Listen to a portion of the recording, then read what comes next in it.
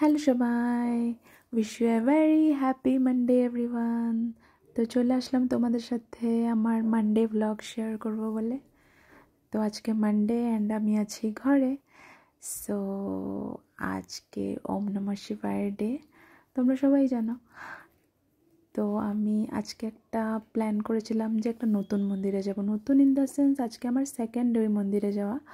তো যাই হোক, প্ল্যান করেছিলাম। তো অ্যাকর্ডিং টু দ্য প্ল্যান আমি সকালে উঠে স্নান টান করে রেডি হয়ে তারপর একটু বাজারে গিয়েছিলাম। তো বাজার থেকে পূজার জিনিসপত্র কিনে এনে তারপর আমি পূজা করতে বসে গেছি, মানে ঘরের পুজোটা দিচ্ছিলাম। দেখতে থাকো। তো এখানে আমি ওম নমঃ শিবায়ের অভিষেক করছিলাম দুধ, ঘি, মধু ও গরু এইসব দিয়ে। তো ঘরের পূজাটা কমপ্লিট করে, কমপ্লিট পূজাটা আজকে দিতে পারিনি। ফার্স্ট অফ অল জাস্ট ওম নমঃ শিবায়কে অ্যান্ড গান্নু ভাইয়াকে দিয়ে আমি মন্দিরে চলে গেছিলাম, বিকজ 12টা বেজে যাচ্ছিলো। সো বিফোর 12 মন্দিরে যেতে লাগবে। তো ওই জন্য আমি ঘরে জাস্ট ওম নমঃ শিবায়কে দিয়ে আমি চলে গেছিলাম মন্দিরে। তো এখানে ওম নমঃ শিবায়কে সব কিছু দিয়ে, যেহেতু আমি শিবরাত্রিটা সেরকমভাবে করতে পারিনি, তো আজকে সব কিছু কিনে এনেছিলাম, লাইক আকন ফুলের মালা, ধুত্রা ফুল, ধুত্রা গোটা অ্যান্ড অল, যা যা শিবরাত্রিতে লাগে, লাইক শিব পুজোতে যা যা দরকার হয়। তো সব কিছুই মোটামুটি কিনে এনেছিলাম। অ্যান্ড তারপর ঘরে কমপ্লিট হওয়ার পর আমি মন্দিরের জন্য এখানে সব কিছু রেডি করে নিচ্ছিলাম। তো এই দেখো, আমার মন্দিরের জন্য সব কিছু রেডি হয়ে গেল। তারপর বেরিয়ে পড়েছিলাম আমি। তো আমি সাথে আমার দিদির মেয়ে রেহানাকে নিয়ে নিয়েছিলাম। তো একা একা তো যেতে ভালো লাগে না মন্দিরে, তো তাই ওকে নিয়েছিলাম। তো এই মন্দিরটা হলো লোকনাথ মন্দিরের পাশেই একটা, লোকনাথ মন্দিরের ক্যাম্পাসেই একটা ওম নমঃ শিবায়ের মন্দির ওপেনিং হয়েছে। এটা শিবরাত্রিতে হয়েছে। তো শিবরাত্রিতে আমি ছিলাম না, বাট মাঝখানেও একদিন মা আমাকে জাস্ট দুপুরবেলা দেখাতে নিয়ে গেছিলো মন্দিরটা। তো সেদিনই আমি ভেবেছিলাম যে নেক্সট আমি যখন গুয়াহাটিতে আসবো এই মন্দিরটাতে পুজো দিব মানডেতে। তো আজকে ইট ওয়াজ এ ফিল ব্লেসড মানডে বলতে পারো। তো আজকে ওম নমঃ শিবায়ের ইচ্ছা হয়েছিল হয়তো আমি এখানে পুজো করি, তো আমি চলে গেছিলাম এখানে পুজো করতে। আর আজকে প্রচণ্ড রোদ ছিল, তো রোদে একদম পা পুড়ে যাচ্ছিলো, কি বলবো। আর এই মন্দিরটার একটা সিগনিফিকেন্স কি, এখানে তোমরা দেখতে পাচ্ছ দুটো গাছ আছে। এখানে শিব পার্বতীর প্লেস বলা হয় আর কি জায়গাটাকে।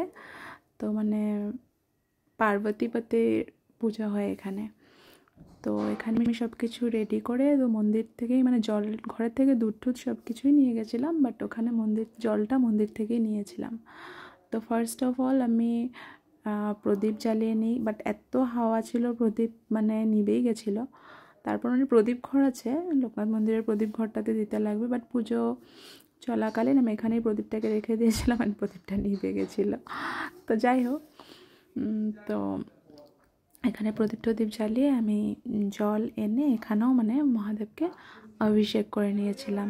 সো দেখতে থাকো তোমরা ভিডিওটা। তো এখানে প্রথমে আমি জল, দুধ, ঘি, মধু এইসব দিয়ে মহাদেবকে স্নান করিয়ে নিলাম। অ্যান্ড স্নান করিয়ে তারপর ফল ফুল সব কিছুই অর্পণ করেছিলাম ওম নমঃ শিবায়কে। সো দেখতে থাকো ভিডিওটা।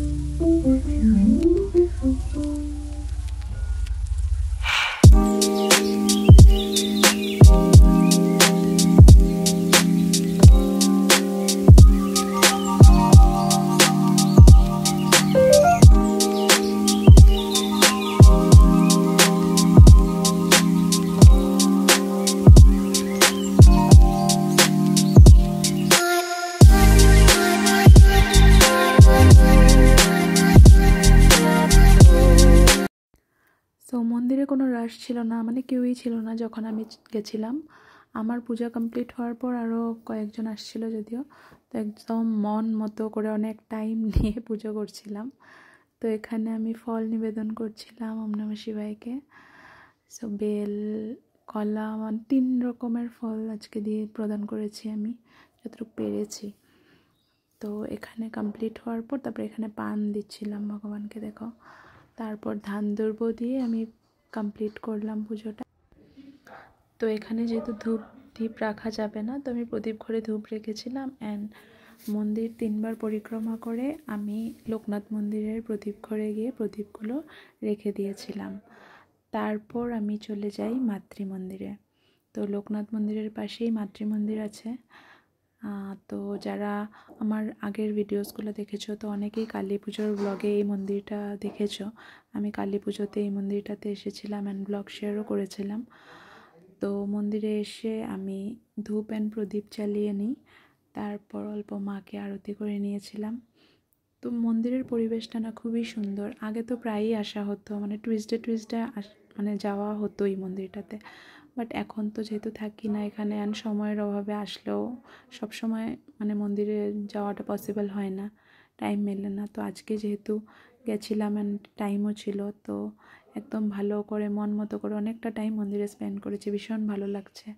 তো এখানে আমি মাকে প্রদীপ দেখিয়ে, তো এখানেও প্রদীপ ঘরটা অল্প নিচে যেতে লাগে।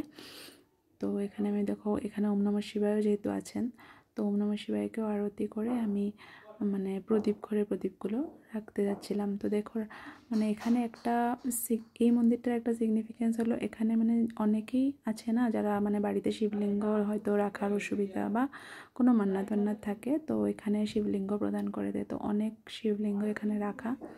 তো এখানে আরতি করে আমি, এটা হলো কালী মন্দিরের মানে মাতৃ মন্দিরের প্রদীপ ঘর।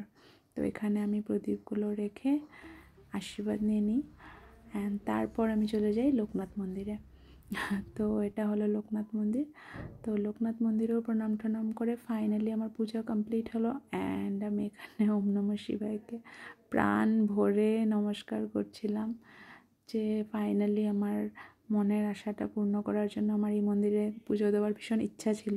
শিবরাত্রিতে ফটো দেখার পর থেকে ভাবছিলাম যে কোনো না কোনো দিন এখানে পুজো করব। তো ফাইনালি আজকে পুজো করতে পারলাম। সো থ্যাংক ইউ ওম নমঃ শিবায়। সো ওভারঅল আ ফিল ব্লেসড মানডে ইট ওয়াজ। সো আশা করি তোমাদের ভিডিওটা ভালো লেগেছে। ভিডিওটা ভালো লাগলে লাইক শেয়ার সাবস্ক্রাইব করে দিও আমার চ্যানেলটা। Thank you, thanks for watching. ওম নমঃ শিবায়।